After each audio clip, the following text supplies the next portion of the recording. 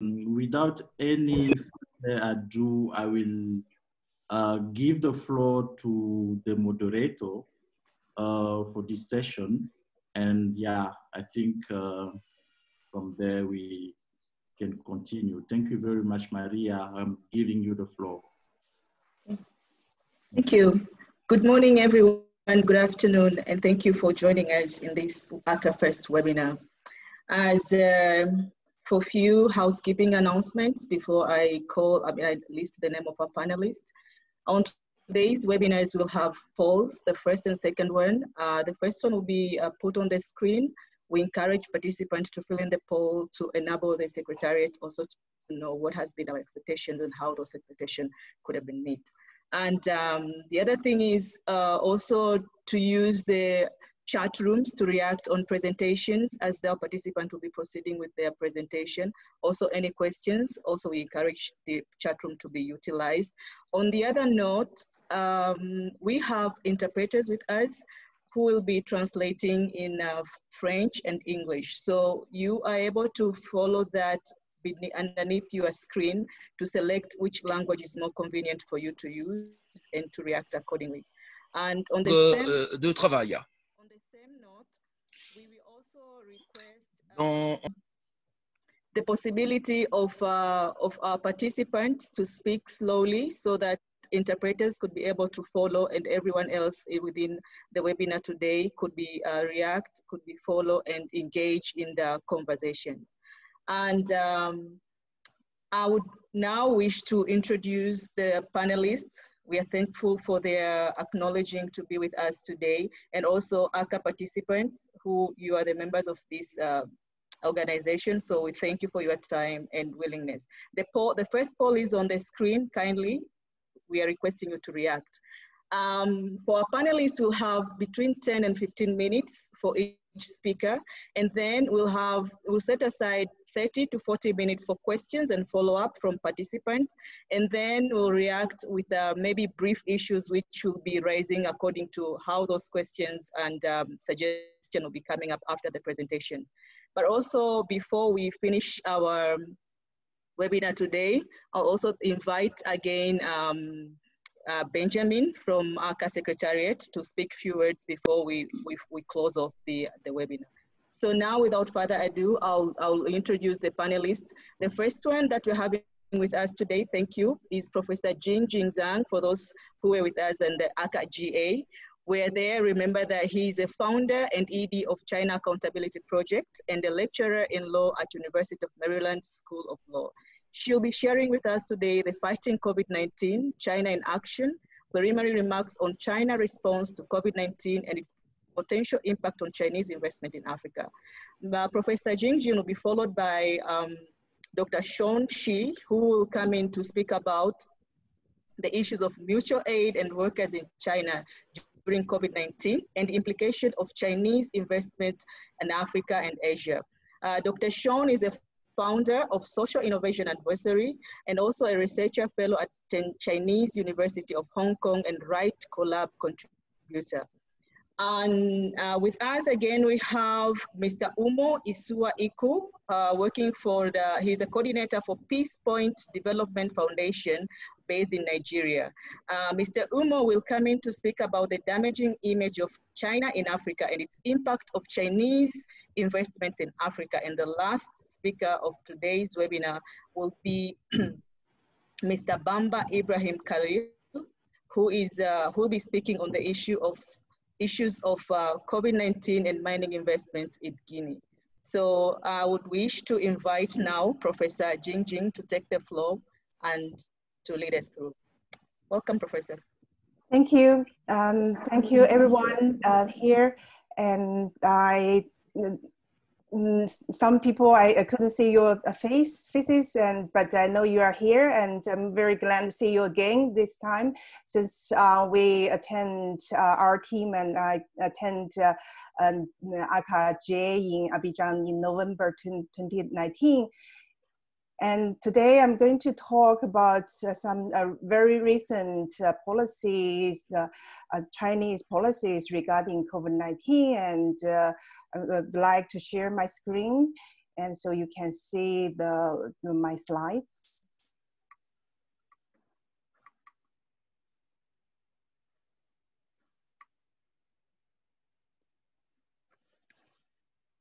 Can you see my slides? Yes. Okay, good. So today I give you some background of the COVID-19, what COVID-19 caused a policy change regarding China's foreign investment and foreign trade, because it's very, the subject we discussed last year during the GA, and this is a very recent change. So start from the, okay. Everyone knows the outbreak of COVID-19 started from Wuhan, the epicenter in China in early January. And Wuhan, I spent 4 years in Wuhan to pursue my undergraduate studies, so I know that city very well. So I concerned from very beginning. And after the Chinese government took measure to lock down the city and the country take a very strong measure, and we saw the COVID-19 spread to the world. And so today I won't talk about the COVID-19 itself, but the implication on our subject, our work. And so I would start from the first, the policy that I mentioned this time. Chinese government, our state council announced a white paper regarding the COVID-19, how China combating the COVID-19. That is the highest policy and policy paper announced by the state council, our government, this state council in June 7th this year. And you see I list the 4 chapters of this policy paper. And the last one is regarding our work. I will start from the first 3. The first 3 chapters are all talking about how China were dealing with COVID-19 and how China successfully controlled the outbreak. And so you can read this policy paper and you get your own takeaway. And but I would like to say, yes, China as a country, as a government, has made a successful effort to control COVID-19 within China. And it's quite a successful story, but it's really hard for other countries, other nations, other governments to copy it, because that success rely on certain preconditions. And I summarize some preconditions. First is the government. This government who wants make such success must have absolute control of power over the society and the lower local government. And this is the Chinese government, central government could do, and it can mobilize economic and political resource and concentrate just on one matter, that's the COVID-19. And Chinese government locked down the city with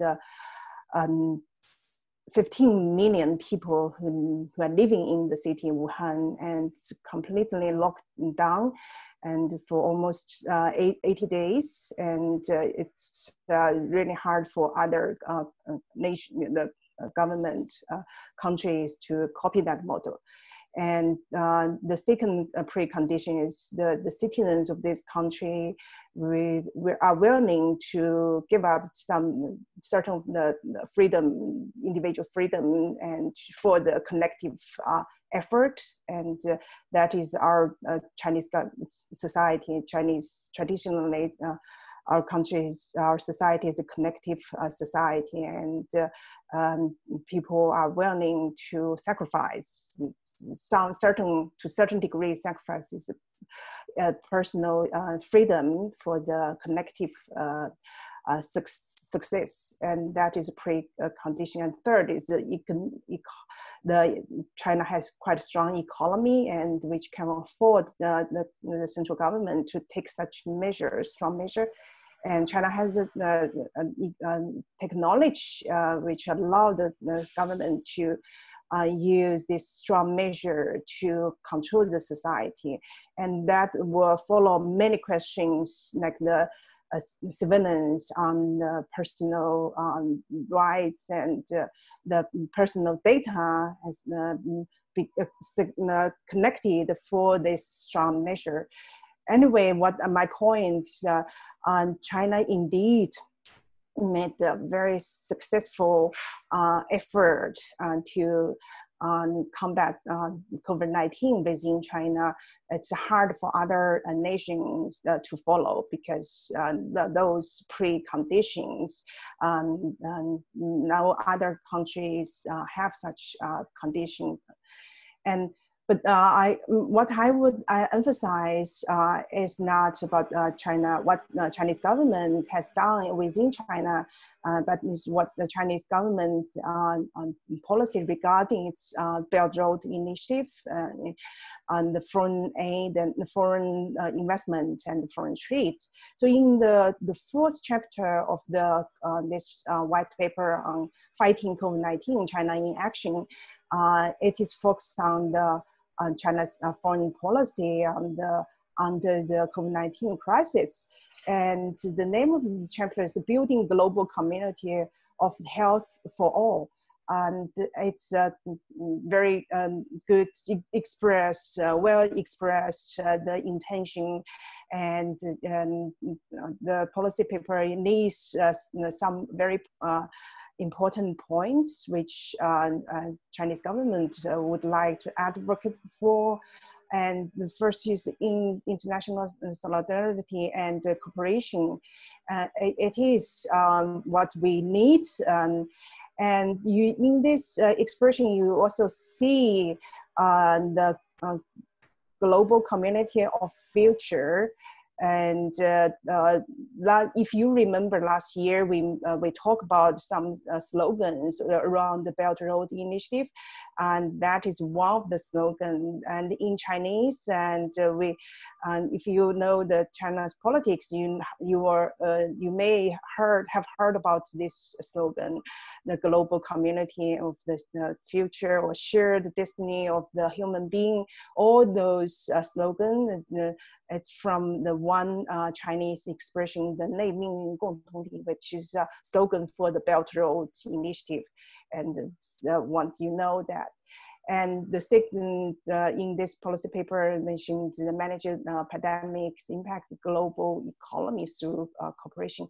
So in all the points I list here is China still very value very much on the current international trade and investment order, and still advocate for all the nations to respect the WHO, WTO, the current multilateral trade system.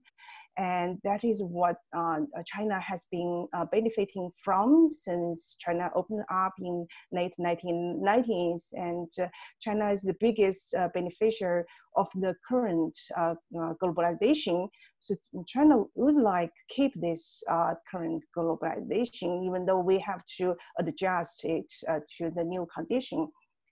And in this newspaper, the white paper also emphasized China will assisting weaker countries and regions, and China participated in the date service suspension initiative, the ACCA, and this is a good news in general. In theory, it's good news to African nations because African nations are considered weaker countries and region economically. And so that is what the Chinese government mentioning in this policy paper. China is willing to help the weaker countries, but by what means? And China lists in this white paper, China lists two: this relief, and another is medical supplies and the personnel will send to the weaker countries. And that is it's also mentioned in this the new global order. We should consider the sustainable global goal. And so I won't go too deeper, but in short, China still take this global, the current multilateral trade and investment order very seriously, and showed the intention to help weaker countries. So that is the very recent, the highest white paper issued by the China State Council. And followed by that, the white paper, China organized this online China-Africa Summit, and it was called Extraordinary China-Africa Summit on Solidarity Against COVID-19, which held by in online and hosted by Chinese government, the Chinese President Xi Jinping, and he gave a keynote speech entitled "Defeating COVID-19 with Solidarity and the Cooperation." And in this speech, and he promised within the forum on the China-African cooperation framework, China will cancel the date from the relevant African country in the form of government loans that due to mutual by the end of the 2020. And so what call your attention is that is for the certain African country, they will get this data relief, but what loans will get, what kind of loans and can be applied to this policy, this data relief? It's governmental loans. It's not business, commercial loans. It's only the governmental loan which between China and African nation can get this data relief. And it's only the time is from now to the end of 2020. So that is one message, important message. And another message is Xi Jinping expressed we encourage Chinese financial institute to respond on the DSSI, the Data Service Suspicion Initiative. And when Xi Jinping said we encourage, that it expressed very strong signal. And as a president, if he encouraged Chinese banks to give the debt relief to African country, it's a very strong message. But also a little bit about this word encourage, because the Chinese banks are owned by the government, and he didn't say we will ask or we will order the Chinese banks to give the loan relief to African countries. He said we encourage. So it still shows there are some hesitations, and there are some conditions will apply, but we have to see. And that is from the Xi Jinping, our president, Chinese president, and the strong message can be found in this keynote speech. And the third policy is it's also very recent. Following this extraordinary online summit between China and African nations, and China also hosts another video conference on the Belt and Road Initiative, and joined by 20 other countries, the ministers from other countries, the 3 of them are from Africa. And this conference, I think, reinforced what Chinese government expressed in the white paper. and reinforce what Xi Jinping's keynotes expressed. So basically, it's reinforce we need to connect with each other and build a healthy Silk Roads. That is a new expression. And China said the joint statement by 20 Ministers of Foreign Affairs expressed the vaccine should be used as a global public good, should not be a commercial commodity, should be the global good, should be free. I think that what implied from this statement should be a public good for all the people who need it.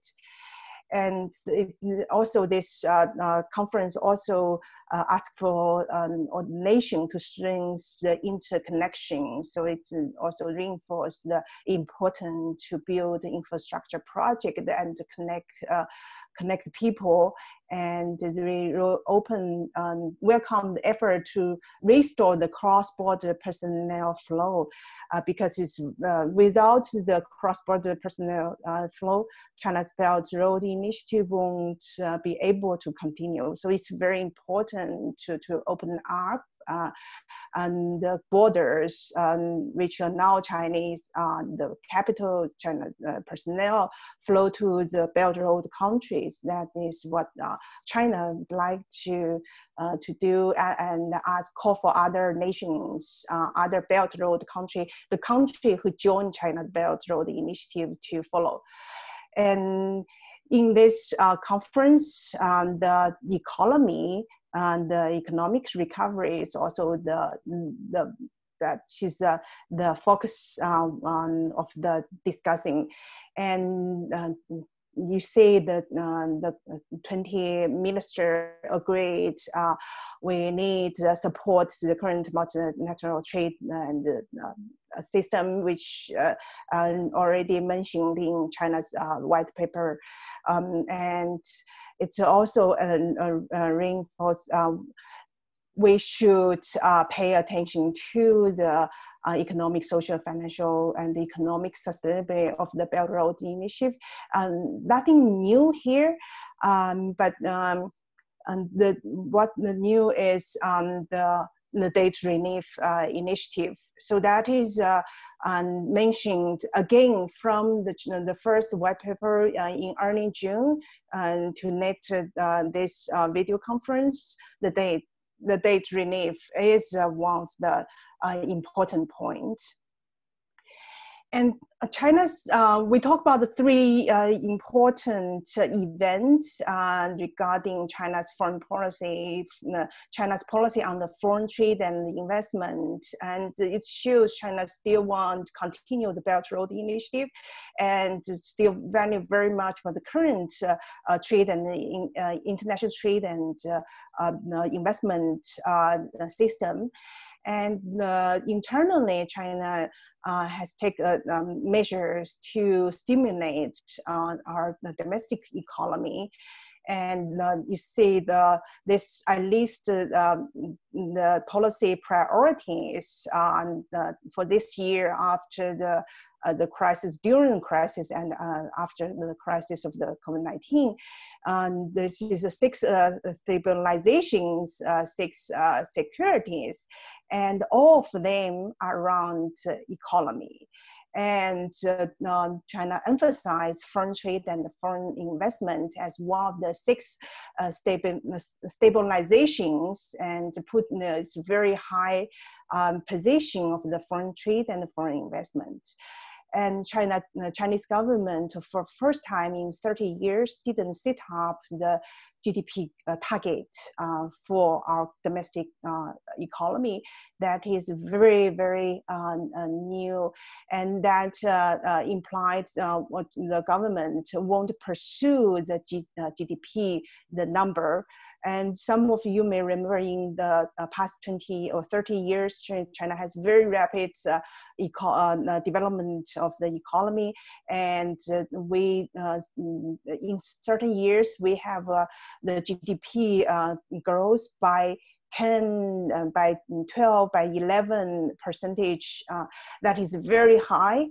And this year, the GDP will drop to very low. And so it is smart choice for the government. Don't set up the GDP target because it won't look good. And it also indicates the Chinese government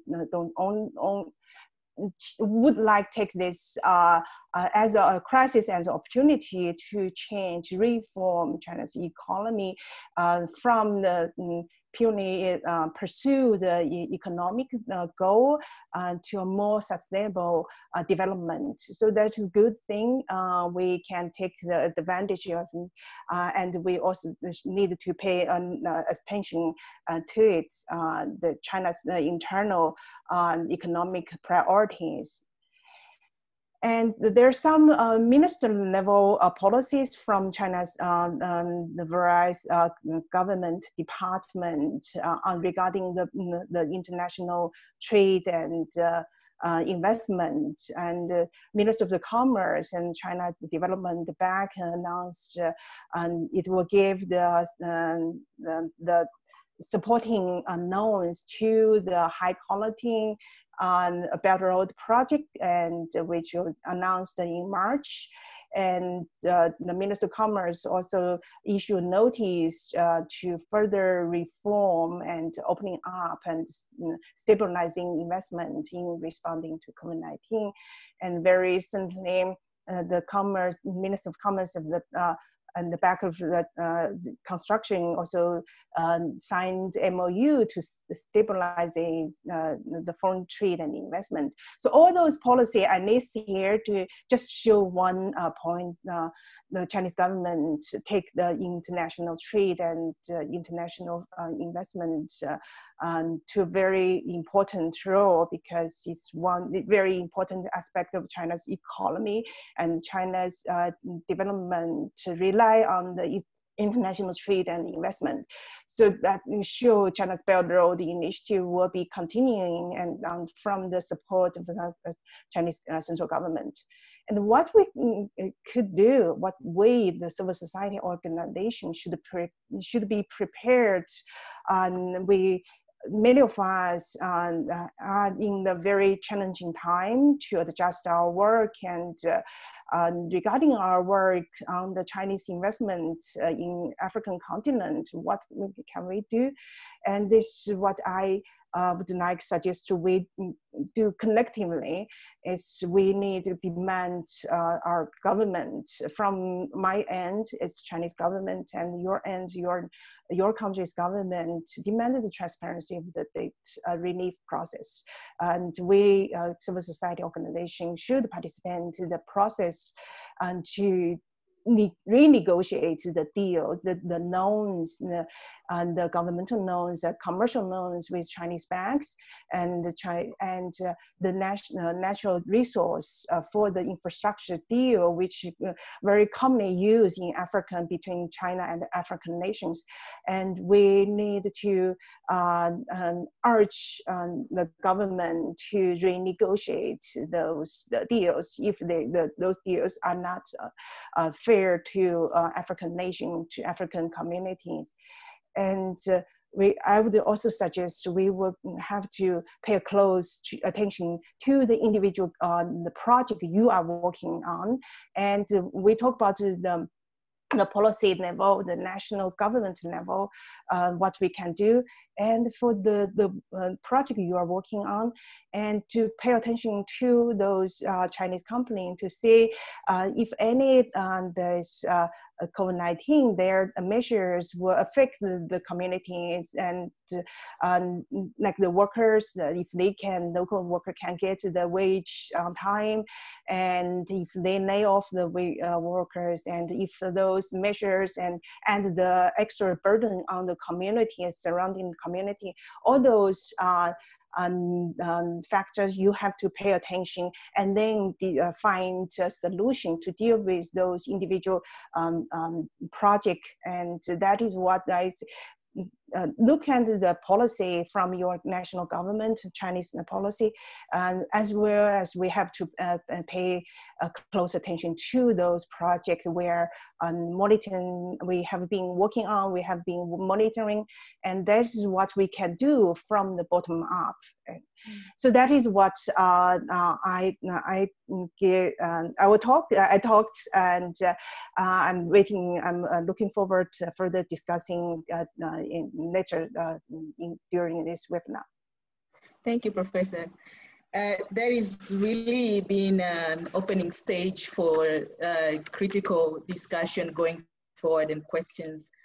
Picking up some of the issues that pop up from your presentation, exactly the issues of partnership and interconnection, the issues of transparency, the issues of involvement of different people, different stakeholders. I think they've been very instrumental, particularly looking into the initiative the government of China is putting in place. But what's also, you triggered some of the issues that will, I think, coming up on questions, or I mean, also how can Africa can take all these other things in an accountable manner. So maybe without further ado, I'll now wish to invite, but I also encourage our participants to use the chat room to bring in issues of discussions, but also we are also on live stream on Facebook, and this webinar is also recorded. So now Dr. Sean, please welcome. And I might also wish to remind our panelists if we may be within the time frame of 10 minutes, so that we can also have further interactive sections with our participants. And to our participant, please kindly mute your mic so we can have one good conversation. And yes, welcome, Dr. Sean. Okay, thank you. So I guess Benjamin was going to put my my PowerPoint online to share it on the screen. I just want to apologize to Umo. I know Umo was supposed to go second, but I guess I'm going to go second instead. So apologies to my good friend Umo. It's been now more than a year that Jingjing and I went to Abidjan to speak to the ACCA General Assembly about China, and I am really grateful to be here and to see some familiar names and faces. I just finished a research project on the social impact of the Mombasa-Nairobi Railway, and I was supposed to go to Kenya to do field work and interview people for that, but unfortunately I couldn't. Anyway, I hope at some point that we can all meet soon, and I'm very grateful to ACCA for having this, this webinar. So I wanted to talk about mutual aid and workers in China during COVID-19 and the implications for Chinese investment in Asia and Africa. And I think Jingjing gave a really nice summary of the high-level policies. So I want to kind of just look now at the issue of workers, and maybe we can go to the next slide. So this is, I know that I'm in the US right now, and right now in the US, everybody is talking about Black Lives Matter, and that's certainly very important. But I also want to call attention to workers' lives as well.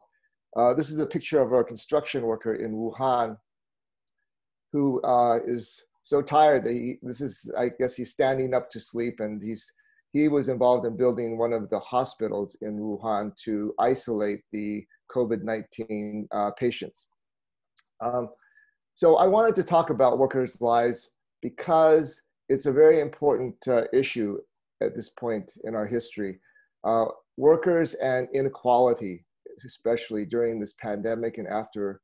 I think the pandemic, and I'm speaking not just about China, I'm speaking about around the world. The pandemic is, I think, a game-changing moment for workers and inequality in our world, because it is accelerating the rate at which inequality is taking place. We can see this very clearly in the way that companies are using the pandemic to downsize, to lay off workers, to reduce their wages, but not necessarily reduce the wages of senior management, who feel that they are essential. And I think China, where the pandemic began, is just one example of this. So we know that the unemployment rate has gone up in China. We don't know the figures that I have been able to get are it's now at 6%, but the official figure for unemployment among workers, younger workers from age 16 to 24, is more than twice as high. It's at 13.8%. We also know that China will be having 8 million college graduates who will be having a difficult time finding decent employment this year. And according to a new survey, 1 in 3 white-collar workers in China have been laid off since the outbreak of the COVID-19 pandemic. In addition, the majority of white-collar workers have experienced pay cuts, salary cancellations, or delays in payments. Can we go to the next slide, please? Oh, I'm sorry. Can we move to the next slide? I was just talking about workers and inequality. So, yeah, so here, just talking about workers on the front lines. I mean, workers on the front line are, of course, essential to containing COVID, but they're also very vulnerable. And I just want to recognize them. The majority of medical workers, by the way, in China, I also want to recognize women workers, but the majority of medical workers in China are women. So in the province of Hubei alone, in Hubei, that's where Wuhan is, that's where the coronavirus first broke out. In Hubei province, there was an estimated 100,000 women who were working as frontline medical staff. Thousands of these medical staff in China were infected because they did not have adequate personal protective equipment. We call this PPE. And also because they were working under very high stress and for very long hours. Some of these people, such as Dr. Li Wenliang, he was a doctor in Wuhan, he was trying to warn people about the virus back in December. And he was told by the local police to stop spreading rumors. And then he later died in February after he contracted the virus. There are also thousands of construction workers in the city of Wuhan. And these construction workers, thousands of them came together to work in 2 shifts around the clock to construct a hospital just for the COVID patients. And they did this in 10 days. So the picture I have in this PowerPoint is of Dr. Li Wenliang when he's after he's contracted the virus. He took a picture of himself. Maybe we can move to the next slide.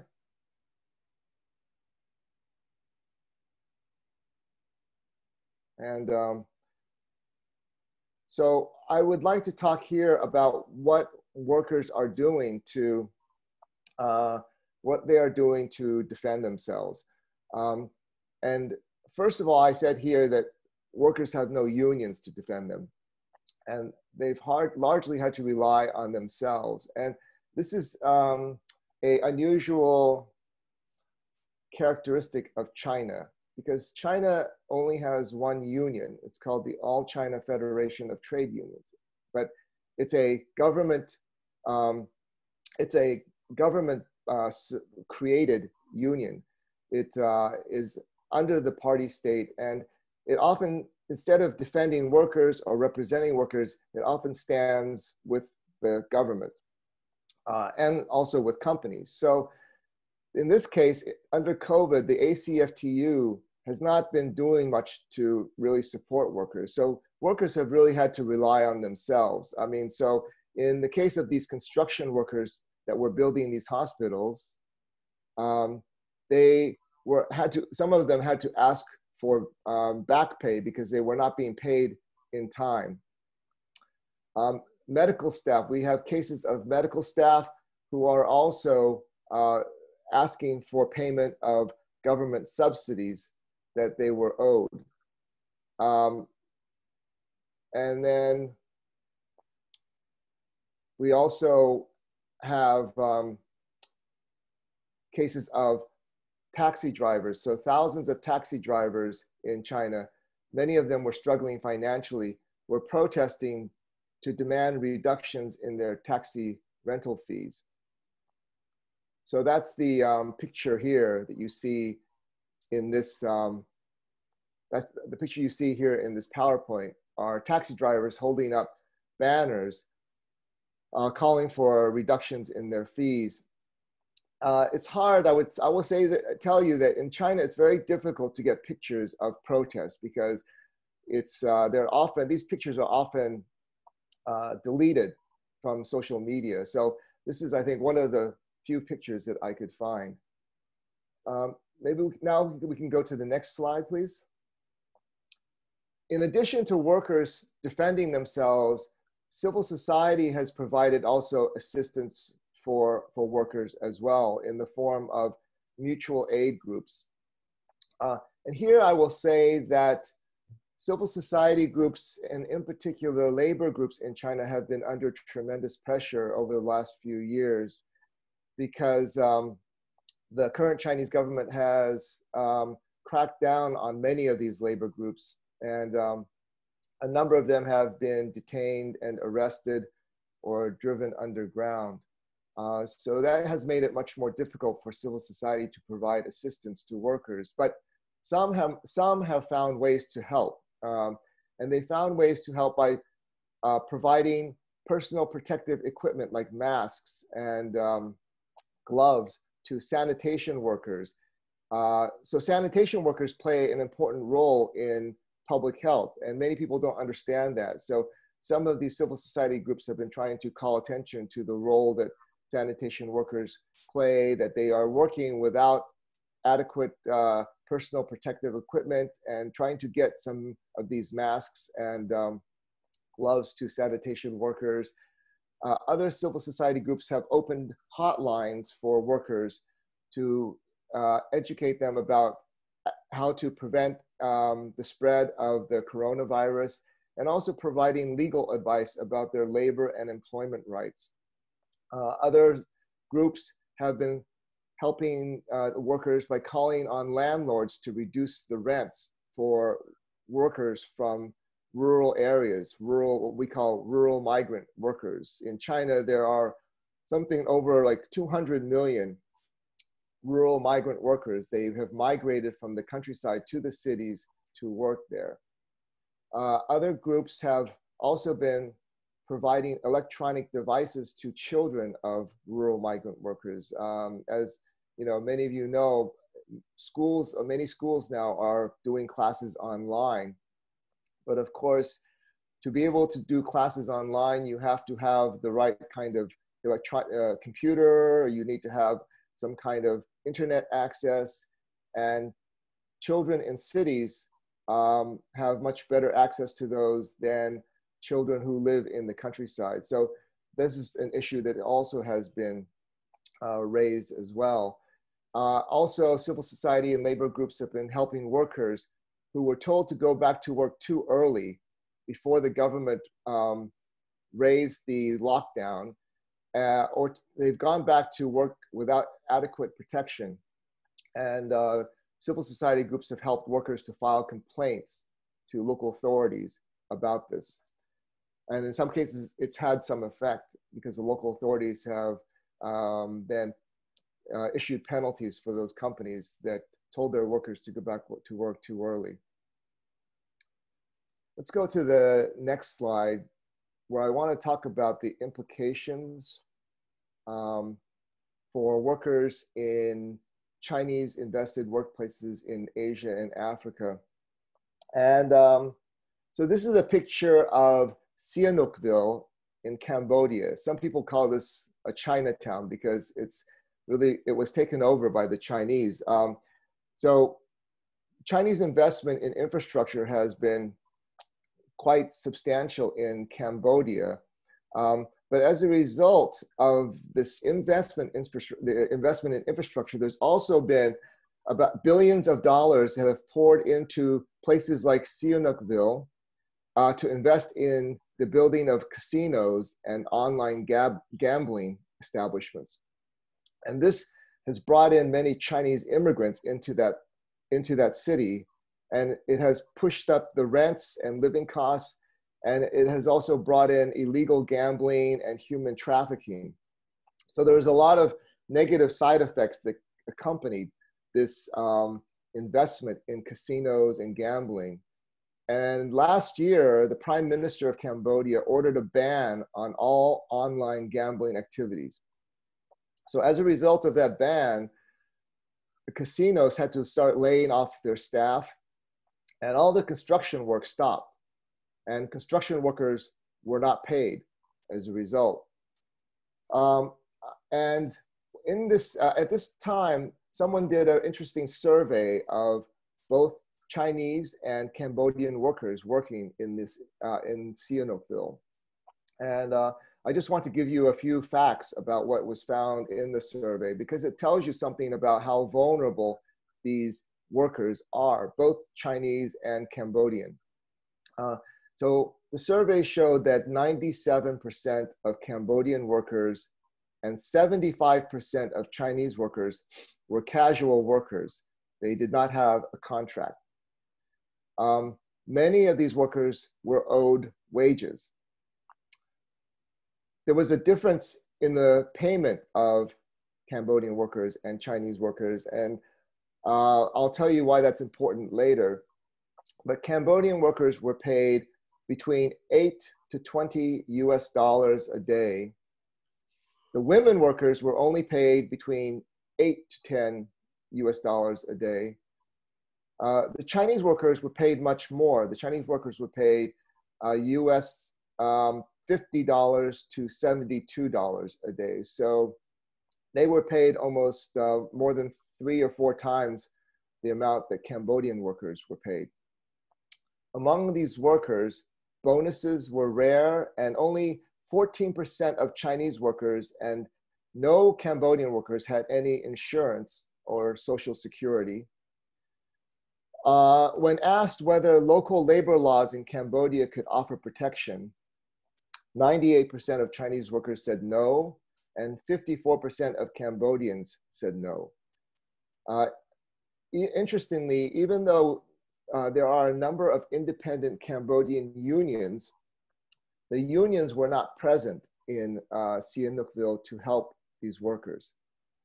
And finally, and this goes back to the difference in pay between Chinese and Cambodian workers, solidarity between Chinese and Cambodian workers is very weak due to the unequal pay structure. Cambodia n'était pas tellement bien clair. Chinese workers said their higher pay was justified.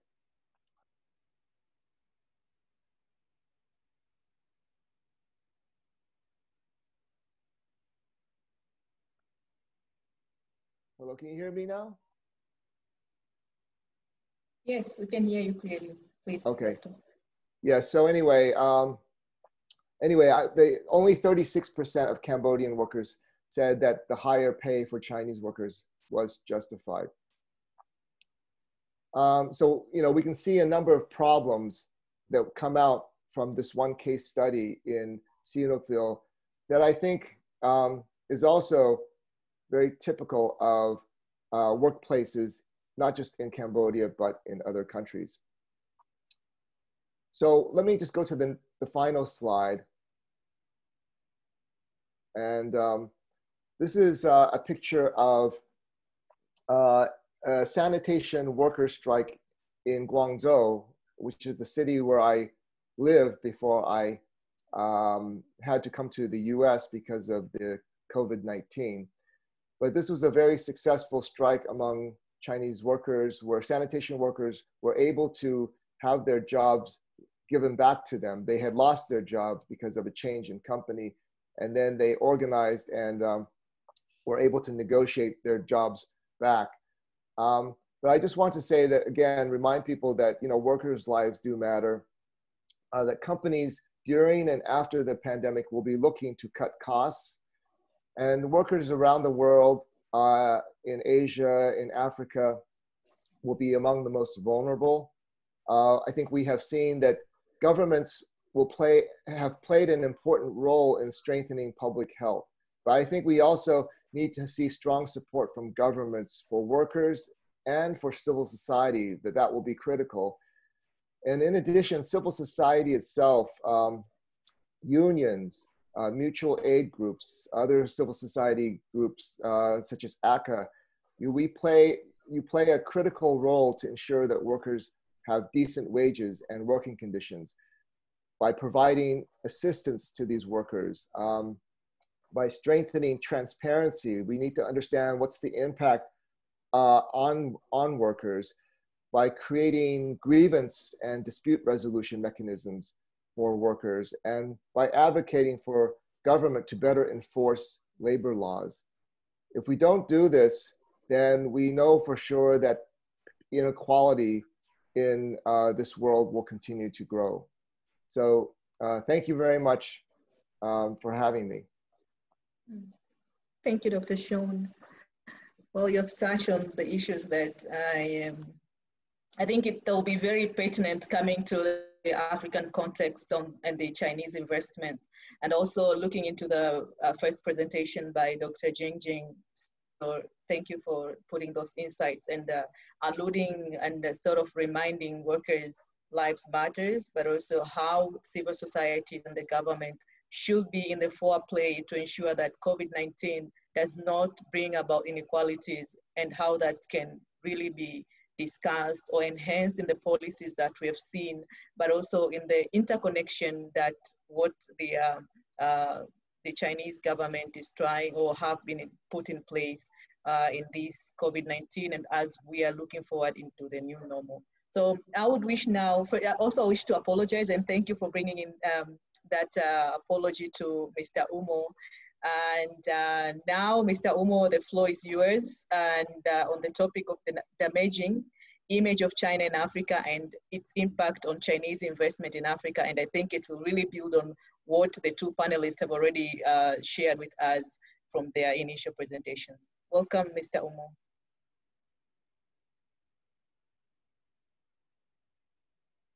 Umo?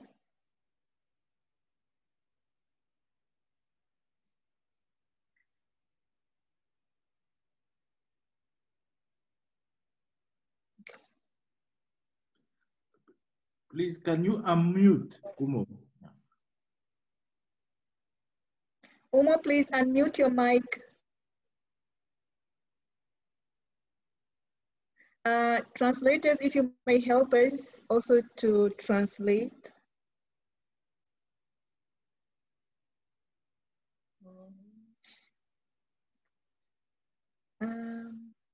Sound you? Hello, Umo. Kindly unmute your mic. Am I communicating now? Yes, thank you very much. Am I communicating? Yeah? I've done so. Yes, yes, we can hear you now. Thank you. Kindly proceed. I'm communicating. Okay, I want to thank everybody present and ACCA for the opportunity given to me. My presentation is on damaging image of China in Africa, its impact on Chinese investment in Africa. It is understanding fact that Africa is the playing host to over 15% of global natural resources around the globe. With these developments, there is a high influx of Chinese into Africa in order to gain more access to these natural resources. About 10,000 Chinese-owned firms set to operate in Africa. That was as at 2017, which the statistics has grown up.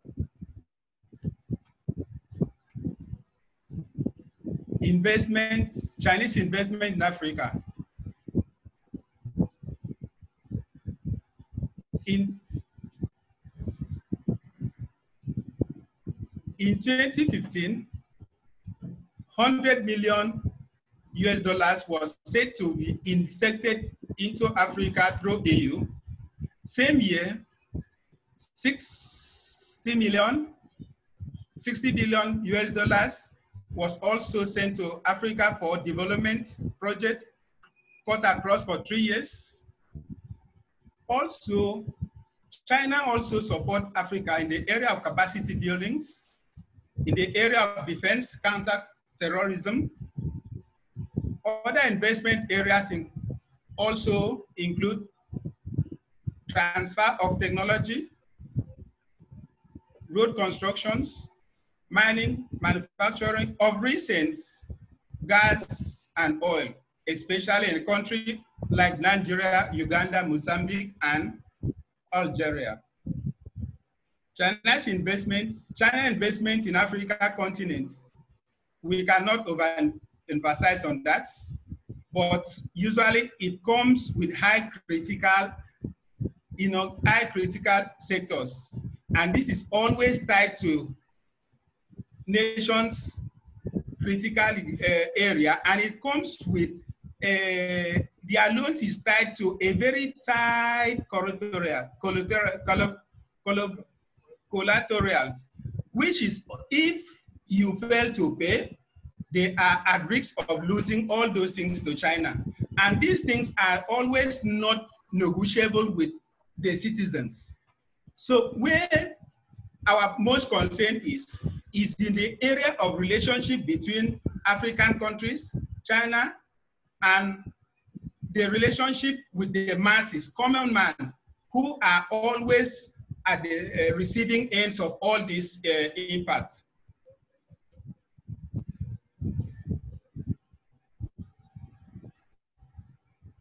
We look at the relationship between Africa and China, and we want to ask a very critical question.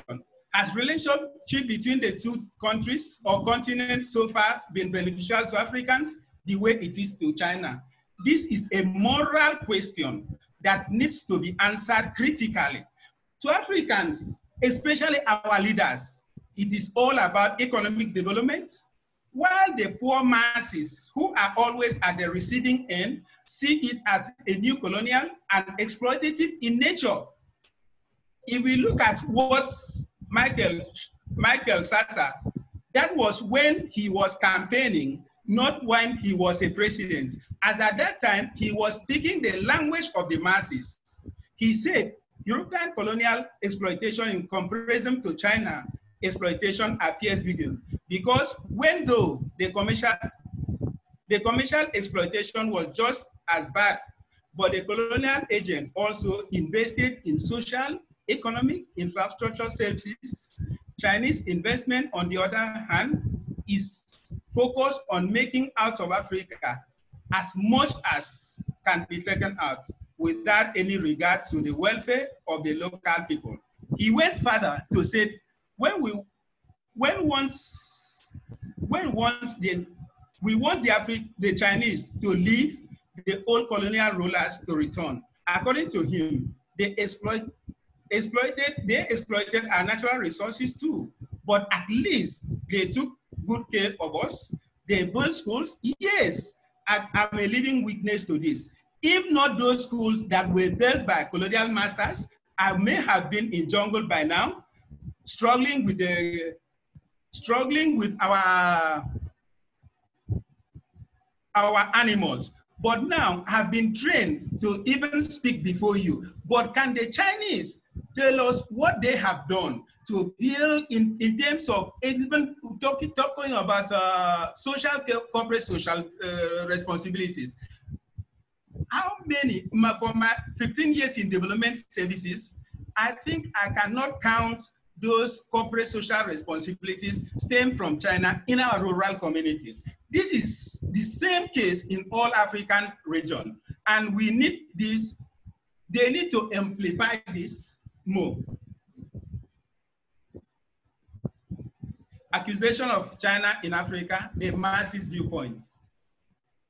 Illegal mining in Ghana, Nigeria, Zambia, Tanzania, South Africa, especially Northern Cape and Limpopo province, Mozambique, etc.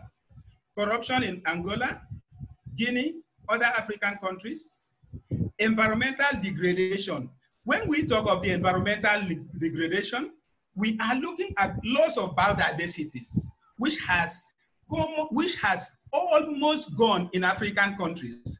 We look at erosion controls, erosions that they have created in the northern part of Nigeria and other regions. They are embarking on this illegal gold mining. We are looking at ground and surface water pollution.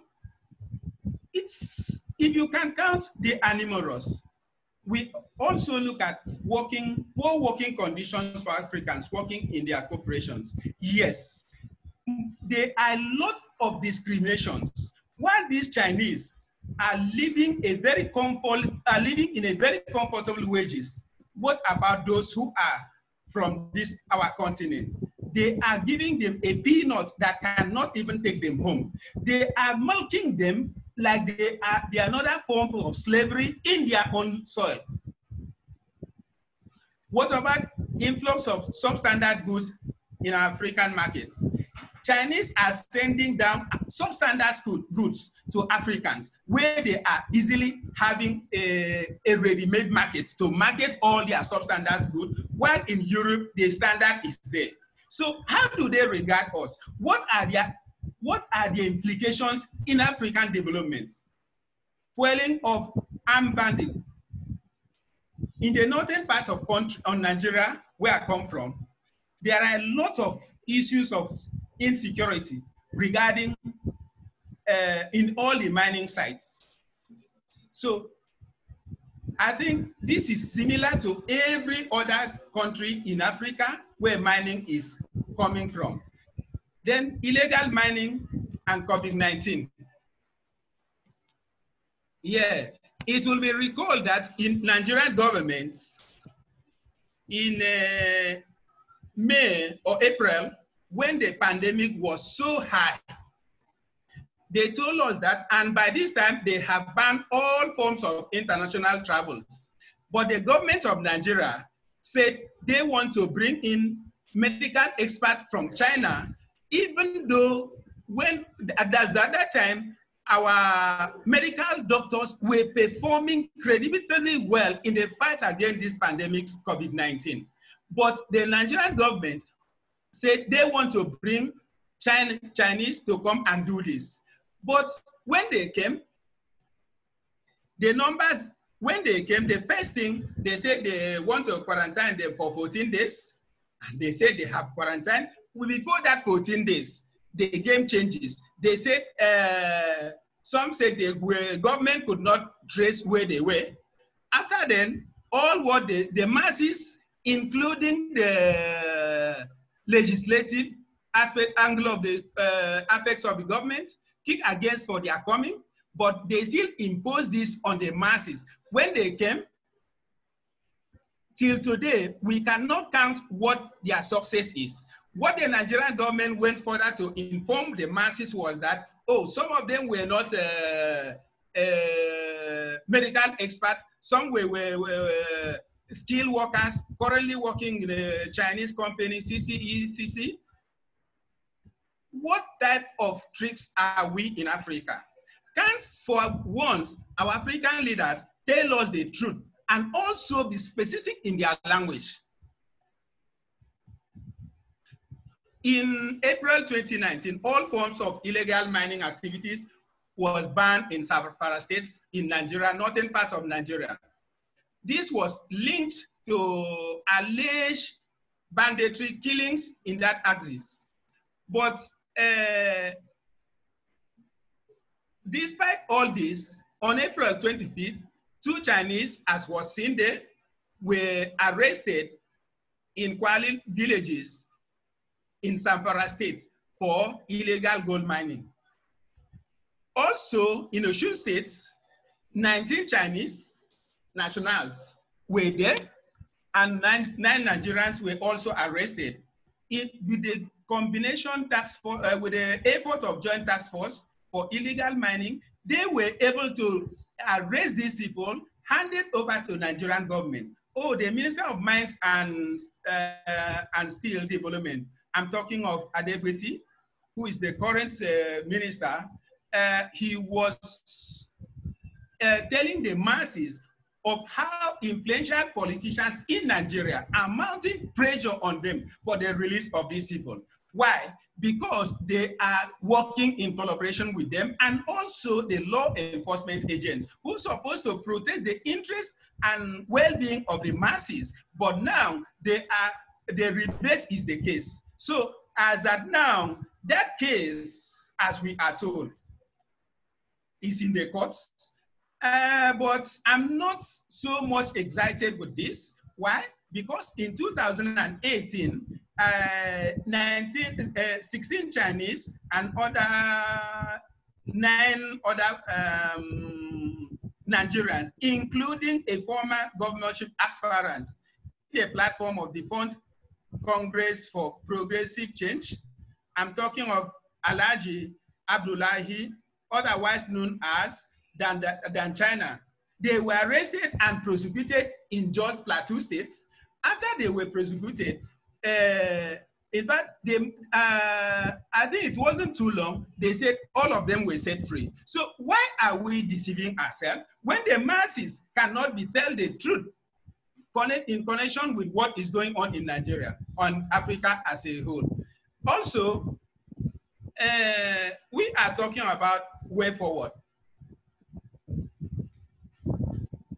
We said no country can survive on its own without beneficial interactions and mutual cooperations. Thus, China needs to rethink its image in African continents. They need to be more proactive in dealings to protect its trade and economic interests. It's time for African leaders to view development in Africa as a continent against a bigger umbrella than politics. Yes, I drew example of Michael Sata. He was so much fighting for against these new colonial forces coming into the country or the nation. But as soon as he was elected as a president in the year 2011, his language and everything changes. He was now dining and whining with the Chinese at the expense of the poor masses. We also look at visibility of corporate social responsibility in areas of operations, which I have said already, I have not seen much in the axis of Chinese in Africa. Engagement with public, including support, partnership with relevant CSOs against using government connection, coverage from uniformed men to embark on illegal operations. Yes, the umbrella, the coverage of uniformed men to protect and mastermind this illegal mining from miners from China is very much noticed. So there's need for us to say no. Yes, special courts needs to be set for speedy trial of foreigners engaged in illegal mining activities across African countries with appropriate sanction when convicted. This should also be applicable not only to Chinese, but other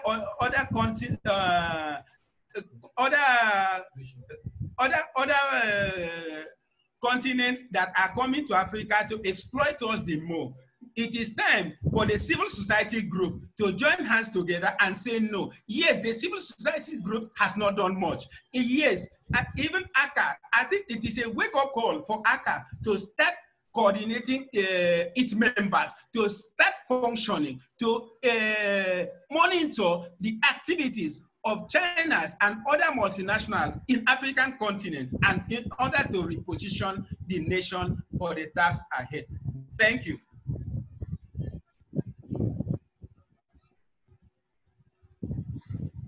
Thank you so much, Umo. I was struggling with the technology a little. Thank you. I think you alluded really touching issues, and this is building in the conversation we had in last year in Ivory Coast during ACCA General Assembly. The same questions were also posed to ACCA members. Who should be responsible? How are we putting our leaders accountable? But also, how do masses and civil society engage in all these accountability processes? Giving an example is just going through the timeline on your presentation, starting from 25th, if I record correctly, in April to 18 May, within COVID-19 pandemic period, so much has happened in just one country within the African continent. We do not know the stories probably of other countries, but how do we ourselves accountable and follow up on these issues? How is there transparency? Is there a transparency mechanism that everyone can be able to know what is on the ground?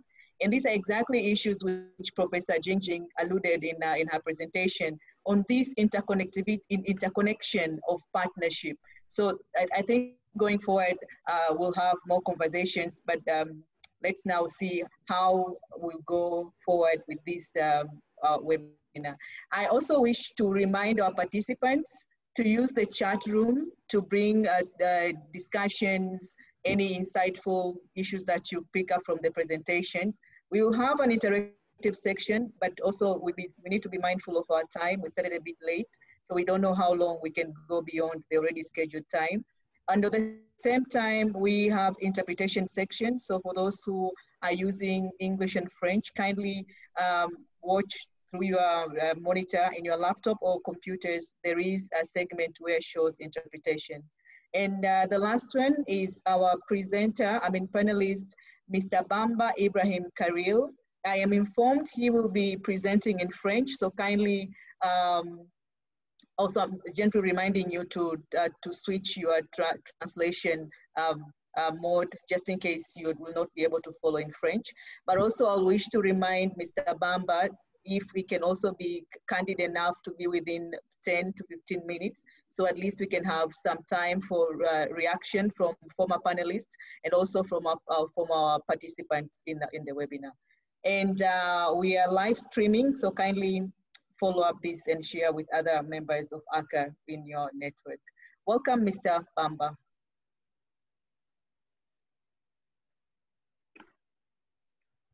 Oh, merci Maria. Je salue tous ceux qui ont débattu, ont présenté avant moi. Thank you, Maria, and I'd like to appreciate the presenters who presented before me, and I'm very pleased to add my contribution to the topic discussed here, which is Chinese investments. My presentation will be on the impact of COVID-19 as well as Chinese investment, the impact of Chinese investment in the mining sector in Guinea.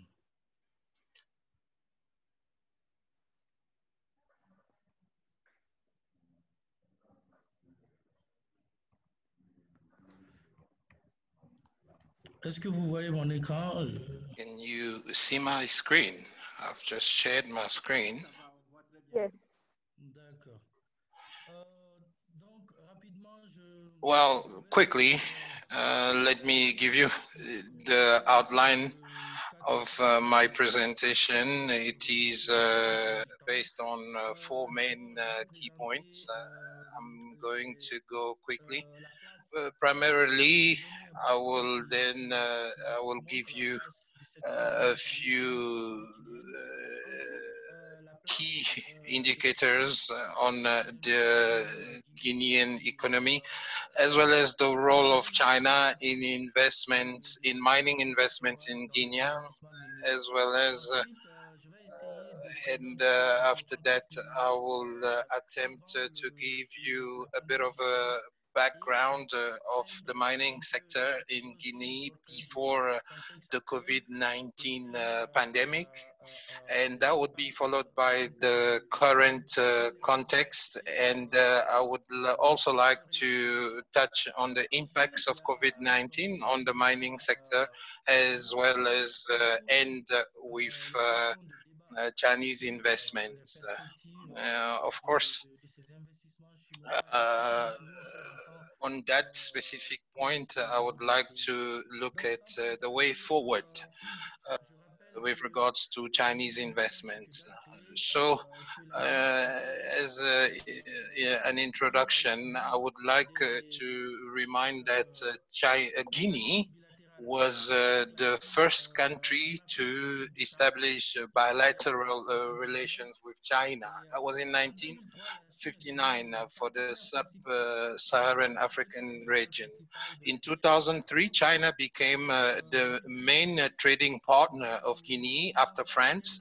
And since 2010, we have seen an acceleration of and an increase of Chinese investments in Guinea in infrastructure, in sectors such as mining, infrastructure, and trade. And in 2016, China became the main partner of exports from Guinea, especially bauxite, and the first supplier of products imported from Guinea. You can see there the context as I have just established it. Let's look at a number of key figures here. We have figures from 2017. Mining represents 20% of Guinea's GDP and contributes to the tune of 32% of state revenue, and that gives you an idea of the magnitude of the mining sector in our economy. And there are a number of Chinese businesses operating in the mining sector, and they are mainly focused on the exploitation of bauxite, and all these Chinese companies mentioned here are primarily active in that specific mining sector. We have SMB Mining Winning, which is the company that contributed to propulsing to making Guinea the second biggest exporter of bauxite around the world, and other Chinese enterprises. We can see here the portion of Chinese investments in the mining sector in Guinea. I'm showing here the share of Guinean enterprises with Chinese investments in Guinea. When you aggregate all these figures, you can see that the Chinese companies produce 54% of total bauxite production in Guinea, and these same enterprises are active in the exports to the tune of 51% of Chinese companies. That provides you with an idea of the role that Chinese companies play in export in Guinea. Of course, that raises a number of issues regarding transparency, etc., that I will dwell on a bit later. Here I am showing a number of trends pre-COVID-19 in the mining sector in Guinea. It was a very dynamic sector before COVID-19. Bauxite was doing quite well. So overall, the mining sector was quite healthy pre-COVID-19. And here we have a comparative table of production and exports of bauxite. Let's not dwell too much on the figures. What I would like to bring to the fore here is that when we look at the sums we can clearly observe that over the past 3 years, production and exports have been relatively at the same level despite the pandemic. In the first quarter, we can see that the mining sector, for the time being or in the short term, is doing quite well, is taking the impact quite well. However, this situation may just be temporary. And why do I say that? Simply because when we look at data published in China for May, shows a slowdown of the economy, which does not lend to much optimism. And of course, the economy of Guinea has also seen some slowdown in April, -9%, and iron, that's for aluminium, and iron -4.7%. That is a result of the drop in the demand from China. If you consider that Indonesia, after 18 months, resumed production of bauxite, Guinea has all the reasons in the world to ask itself questions in terms of its partnership with China, because when you look at the situation comparatively, our bauxite comes from very far away compared to Indonesia. So we have reasons to ask ourselves a number of questions. So despite the pandemic, we have a paradoxical situation. Business, of course, with our Chinese partners continues. But in the meantime, we can see a slowdown of investments globally, and the report from the United Nations Conference on Investments has given us a clear reminder of that. When you look at the mining sector, thanks to Chinese investments, we can see quite a few changes in that sector. Guinea signed a contract of $20 billion for the construction of infrastructure. This is over a 20-year period. And this agreement was signed in great opacity, and there is absolutely no transparency surrounding this agreement. We have no idea what the terms are and what impact that may have on future generations. And there are many Chinese corporations that benefited from that. China Co, China Henan International Corporation Group, etc. And in February 2020, the pandemic was already prevailing in China, and there was an initiative that was launched by the two governments. And in May, with despite all restrictions, Guinea managed to organize a charter flight for 200 Chinese mine workers. So you can see the preferential treatment that the Guinean government gives to China. And on June 26, recently, a few days ago, our National Assembly voted a new convention granting exploitation blocks for iron to two international companies. This concession was worth $15 billion. And of course, China has a long-term vision. And of course, despite the pandemic, business continues. Now let's look at the concrete impacts of COVID-19 on the mining sector. We have seen losses, job losses, and of course, for the economy, the budget deficit has also increased because a number of expenditure which were initially targeted in for towards certain sector have had to be redirected towards the COVID-19. And of course, in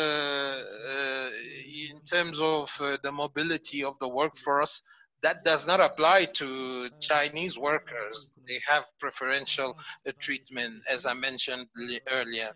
Of course, growth will drop from 5 to 6% to about 2% plus. Of course, tax revenue will also be impacted. And of course, lockdown and the restrictions of international personnel. Besides that, there is the risk of over-indebtment and indebtedness of the Guinean government. So, yeah, those are some of the issues. Now,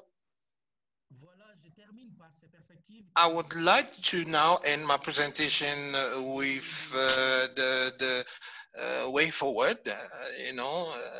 For me, that is, these are more questions. We have questions backed, contracts backed by mining resources, which expose Guinea very much in terms of the diversification of the economy. There are also secret agreements that do not contribute, that are not transparent, because we have no idea what the terms of these agreements are. We have the example of Sri Lanka.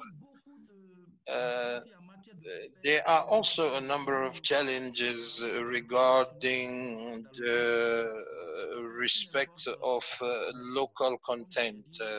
China imports its workforce into the country. As I mentioned in May, 200 Chinese workers were brought into Guinea. When you ask populations affected by the importation of Chinese workforce, they have no idea who to talk to. These companies hide behind the state or the Ministry of Environment and the Ministry of Mining, because they are presented as the guarantors of their presence on the territory. There's also the issue of access, lack of access to data on Chinese investments in Guinea. These are some of the issues that should raise concerns, especially for us as members of ACCA. We have also the acceleration and intensification of impacts with all infrastructure projects. There has been a sort of promotion of Chinese business, and of course that has an impact on rural areas. That was essentially what I had prepared for my presentation today. Thank you for your attention. Thank you so much, Bamba. Well, all our panelists, I think, have really gone very deep in their presentations, and I don't not really have much to add from this wise and length of information that we've received from our four panelists. And now I would wish to open the interactive section for questions, for any clarification, any contribution, and you may either raise your hand by reacting, or you can unmute your mic to speak.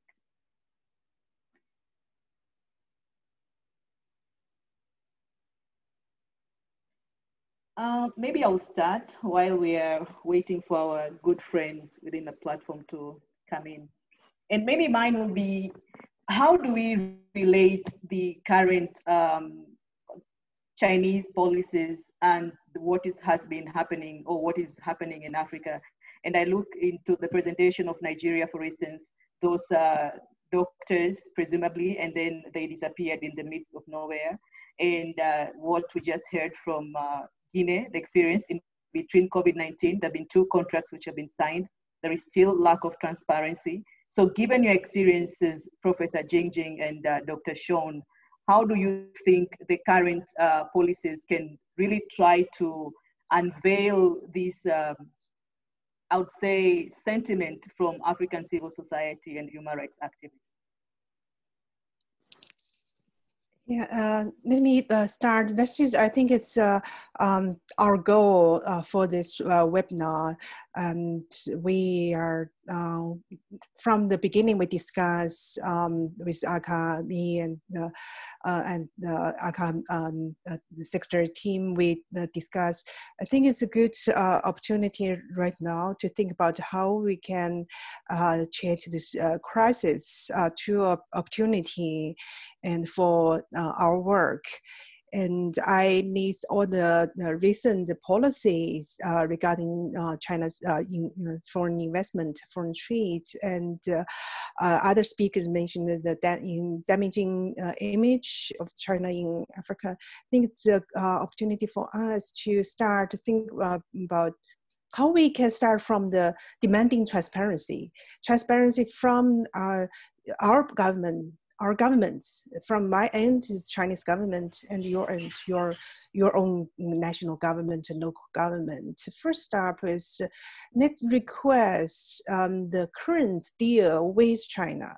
Current the agreement like Bamba said the Guinea China and the non-cooperation framework that is not public available, and we tried from both sides, from China and from Guinea, we have tried to request our government to release it. We still haven't got it. For some country, the civil society organization have got.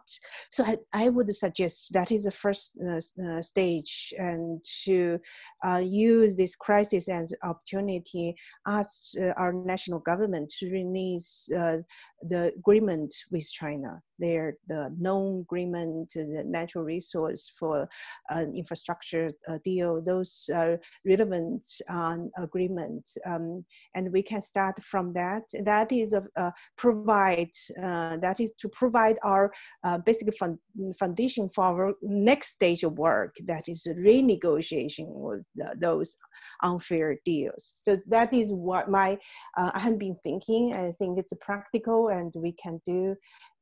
Sean, do you have other suggestions? Yeah, thank you, Jingjing. And thank you for the question. I mean, yeah, that's a really important question. I think on the Chinese side, the review of Chinese policies for the overseas investment, if you look at those policies, they speak in quite general terms about social responsibility and environmental protection, but there's really very few, there's not any concrete mechanisms or punishments for companies that engage in kind of behavior that is socially or environmentally damaging. And we know that some industry associations in China have tried to provide guidelines for companies. And I think, Chinese companies are interested in knowing what they can do. But I think at this point, given that we have this kind of policy on the Chinese side, there is this kind of a policy gap. I think that the other side, of course, is the African, the host government side. They, of course, to strengthen the development of policies that are more socially favorable, to strengthen enforcement of policies, to strengthen regulation in African countries is critical.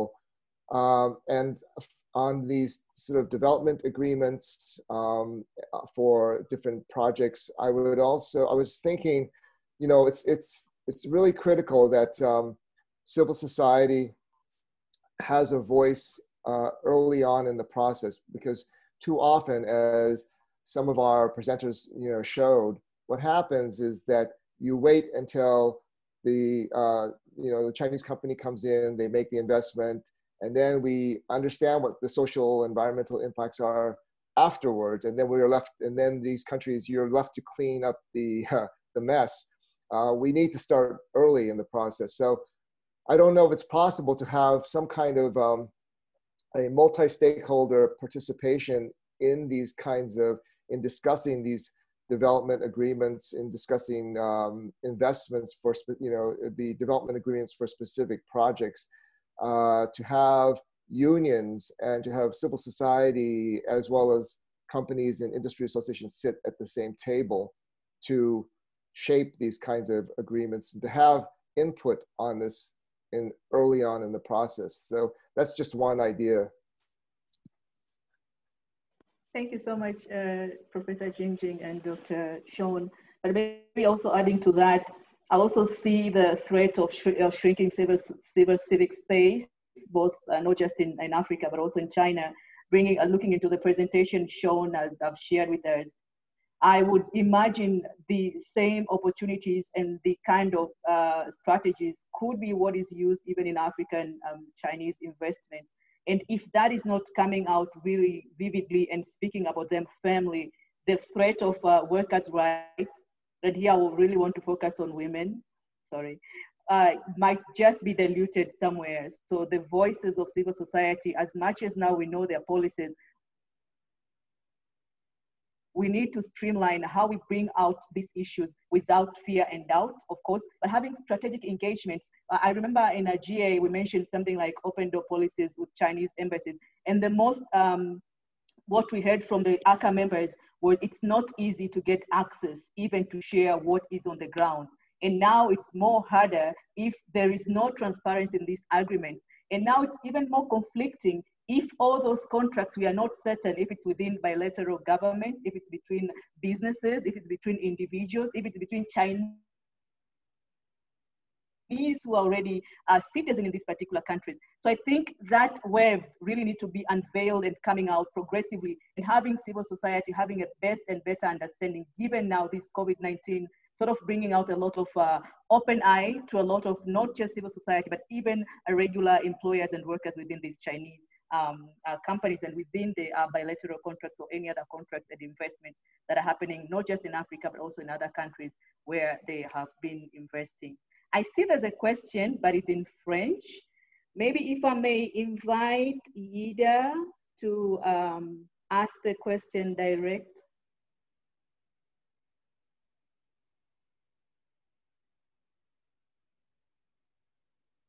Or if we may get a translation.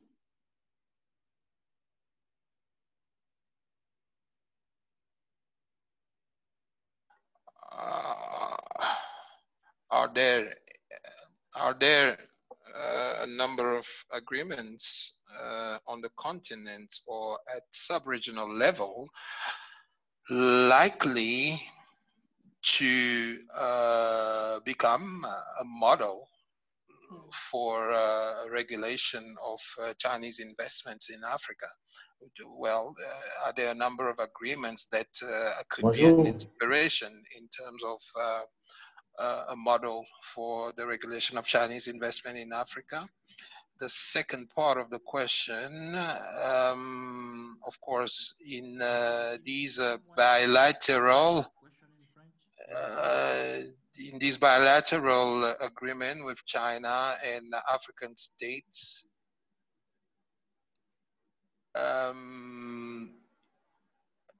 okay, so the fact that these agreements are bilateral, is that not a strategy used to weaken the capacity of African states to guarantee the taking into consideration of social and environmental issues related to these investments? That is the question that was asked in French. It's pretty much the same question that was sent twice.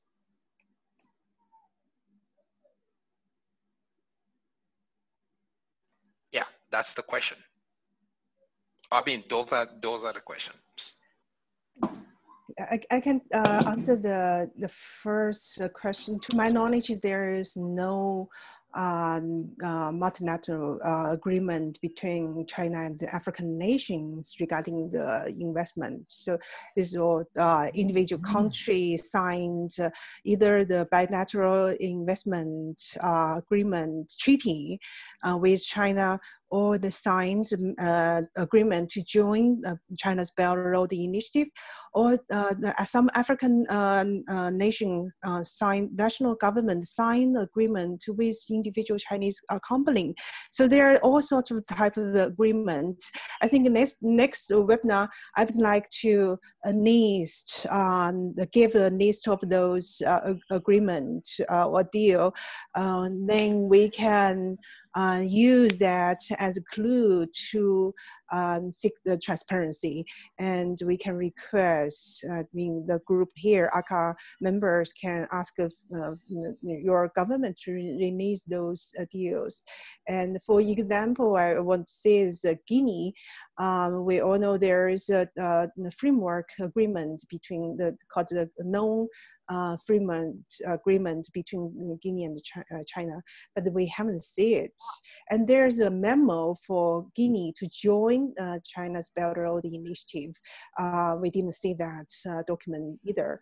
So that is my answer to this question. There's no treaty between China and the African Union, but it's a good idea. I think it's good we can work on it. We can urge African Union, if we have a capacity to work on the African Union platform, to urge to sign this treaty between China and the African Union regarding investment.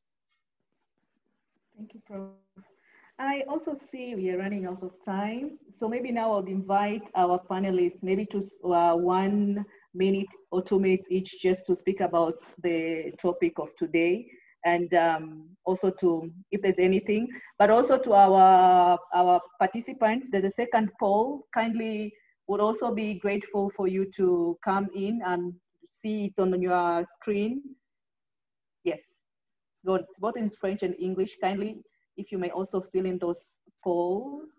And after the 2 minutes from our panelists, I'll invite Benjamin from the Secretariat, and then I'll just say a few words to close. Welcome with no any order. Maybe I'll start with Mr. Bamba. Mr. Bamba, 2 minutes. Okay, I see. Merci beaucoup, Maria. Moi, je dirais juste, je conclurai sur 3 points. I will be responding on 3 items. What are the challenges that we are facing as civil organizations in general? First of all, there is a kind of awareness concerning the matter that we need to mobilize and to make sure that transparency might be quite clear when we come to Chinese investment. There is a civil society organization that has been established to make sure how to monitor the way natural resources are managed. However, what is quite not understandable that most of the stakeholders interested in the matter, they don't have enough information concerning those agreements with China. Those agreements are not advertised, are not known from the public. Why not to make sure to have some meetings to know what is happening, what about those agreements with Chinese? However, most of those stakeholders don't have enough capacities or not enough capacities how to account those Chinese companies. Dr. Sham and others, Chamji, how to do that kind of monitoring. Also, that other paradox that are there, those communities, for them to understand all the stakes. There's a study that was 83 of people in, no, 61% then of Africans think that Chinese investments are having positive side when we come to investments. So 83%, they think Chinese are helping Africa, but it's our duty to make sure that we have to speak. We have to explain to the communities, to the masses, to know what is happening and what is Chinese are doing, and to find solutions to correct that kind of situations. Thank you, Mr. Bamba. Merci, merci, Monsieur Bomba. If I may now welcome Mr. Umo, 2 minutes, please. Your contribution, suggestions, and way forward.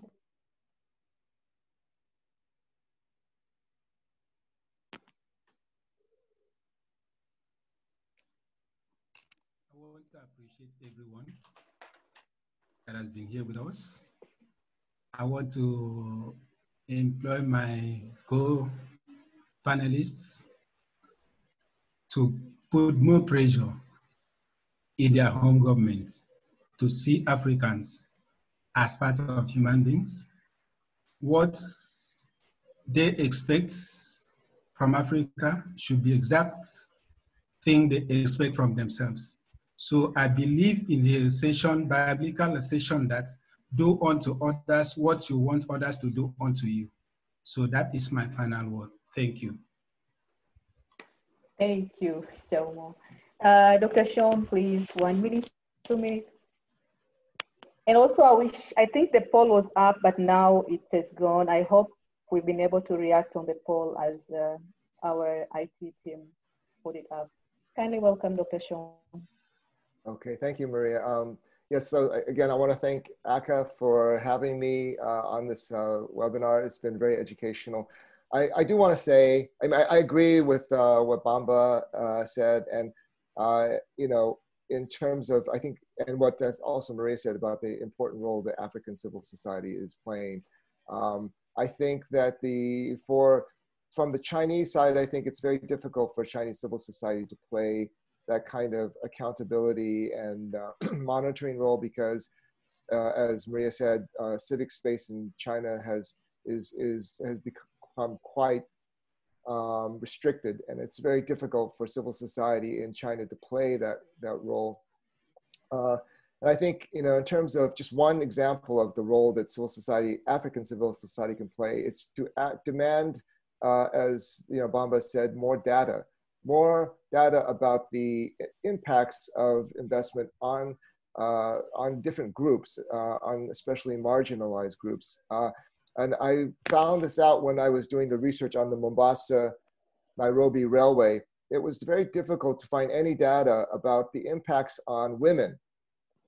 How useful is the railway to women? What impacts has it had on employment, on livelihoods for women? And that's because no data is kept on this information, on that. I think we had asked the National Gender Commission of this question, and they said they were looking into it and trying to find ways to, you know, to record data about this. But, you know, just that simple fact, the simple act of just being able to get data on this is the first step. So thank you so much. Thank you, Dr. Sean. Kindly, Professor Jingjing, your final word contribution. You're welcome. Yeah, thank you, Maria, for the moderating the webinar. And there's some final points, and first, in the foreseeable future, you will still see the capital flow from China to Africa. So you will still see many Chinese companies and Chinese individuals, businessmen in your country. And so yeah, it's our long-term work, and there is no formula can solve all the problem. It needs our efforts from civil society, from the academic, and from the government, all the stakeholders to work together. And secondly, for my role and Sean and me, and we want to bridge African civil society organization with your counterpart in China, even though the space, we know civic space is shrinking in China, in your country too, but we try to push the envelope and build the bridge, and we would like to build the stronger connection and provide capacity, the training project to African civil society organization to better understand China's policies, Chinese laws, and we are here to participate with you. And the third is, I think ACCA is a unique organization platform, and it has so many members from all over Africa, and it can play a crucial role to call for collective and collective action together. I think it's very important we build the pressure not only from one project, one country, and from all Africa. And ACCA can do it, and because the membership organization, and we would like to. My team would like to help participants. So that is my final points, and thank you for ACCA for organizing this webinar.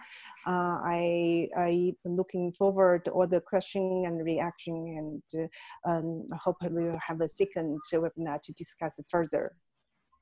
Thank you so much, Professor. We do appreciate. I right now wish to welcome Benjamin from the Secretariat. Benjamin, you disappeared. Yeah, okay. Thank you very much, Maria. Thank you. I would like just to thank everyone. First, Maria, thank you very much for your moderation. And I would also like to thank all the panelists for the very insightful discussions we have today. And I think this is a first step, and yeah, we are going forward. We will be discussing about other specific aspects of the challenges regarding Chinese investment in Africa. So that's a very first step after the GA. So thank you very much for your time, for these discussions, very insightful. I would like also to extend my gratitude to all the technical and the technical staff of the Center for Human Rights, the translators. Thank you very much for making this happen. Last but not least, je voudrais également remercier l'ensemble de nos... To thank all of members that have attended this webinar. I've seen a number of people that have been here. I would like also to seize this opportunity to thank a number of our partners that we have invited to join this webinar. Thank you for your presence, for the grace that you've given to us. This is the first meeting that we are having. I'm also not forgetting the Secretariat team, Jenny, Liz, Coco. Thank you very much for everything. So I will now give back the floor to Maria, maybe for the concluding remarks. Maria. Okay, there's another concluding remarks. I am sincerely grateful for the opportunity to moderate this webinar. It has really been very, very insightful. All the panelists have struck some points which are very provocative and thought provocative. And I think it's that calling again on our responsibilities as individuals, but collectively as an ACCA organization. Professor Jingjing put it very well. It's very unique in the manner the members that are coming from different countries, but also have different expertise within how they engage in all issues of investment. And they work with very diverse society. This is from women, persons with disabilities, very big corporations in rural areas, in urban settings, in periphery of the cities. So it's that niche which is within ACCA membership needs to be upgraded, sort of used in this interrelation on what Professor Jingjing and Sean is ready to bridge and see how best together we can move forward and really having an accountable investment in all these investments which are going between, Chinese and African. But also this cannot happen in vacuum. We have to honor that responsibility and we have to walk the talk. And walking the talk is not when just we meet in general assemblies. How do we relate with the Secretariat? How do we tap on these opportunities and really revelate the information to others to really see the impact our goals that we are putting to ourselves? And maybe I'm saying this because Dr. Sean put it rightly, there is no data. But if we question within ourselves as ACCA members, do we really look into how best we can even work together conclusively with the Secretariat to have a platform which can be able to speak about these issues? So I think for me, this is just calling to members to harness the opportunity, but also to take our responsibilities as individually and collectively. Now we know what, and we have in place what the Chinese government have, and we know the challenges within the employers in the China, but the same is happening in African continent. So how can we bridge and move forward collectively? So thank you so much. Thank you, the team. Thank you, panelists, and thank you for the opportunity. I'm grateful. Thank you very much. Thank you. Thank you. Bye. And have a good afternoon. Yeah. Good evening. Bye. Good evening. Thank you. Bye. Good day, Sean and Bye. Jingjing. Bye. Thank Thank you. you. Thank you. you. Bye.